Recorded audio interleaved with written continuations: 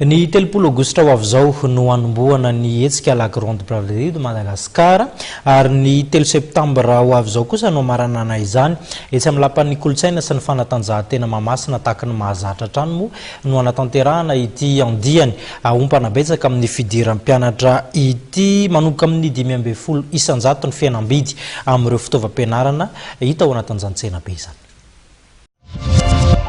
Braderie de Madagascar zany dia anomboka isokatra amin'ny 3 volana Aogositra ho avy izao ka hatramin'ny 3 ny volana Septambra. Ao amin'ny Palais des Sports no anatanterahana azy. Mihoatra ny 300 ny tranoheva ho hitantsika mandritra izany fotoana izany.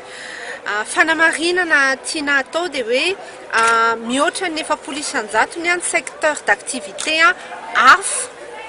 noho ny akanjo sy ny lamaody.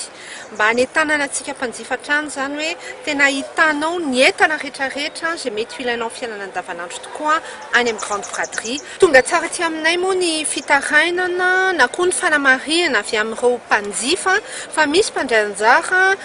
mety tsy manaraka an'izay fihenam-bidy 520 isanjaton'izay dia manao fanentanana foana izay mpikarakara atao amin'ny Madavision hoe tena afaka manao fitarainana ianareo satria anananay ny vidin'entana amin'ny andavanandro an'ireny mpivarotra ireny ary io fihenam-bidy io dia ny ekeny ary nanaovany sonia ny ampiarana anazy mandritra ny 5 andro navarotra ny amin'ny Palais des Sports mandritra ny Grande Braderie de Madagascar. Tombony zany ho an'ny ray aman-dreny izay tsena any amin'ny Grande Braderie dia sady afaka mahita n'ireo kojakoja ilaina ny ampianarana toy ny fourniture scolaire ianareo satria maro dia maro ny standy hivarotra an'izany amin'ny fotoana io indrindra moa fa ny sponsor marque l'étudiant ary eo koa ny mety hoe tennis akanjo fanaovana sport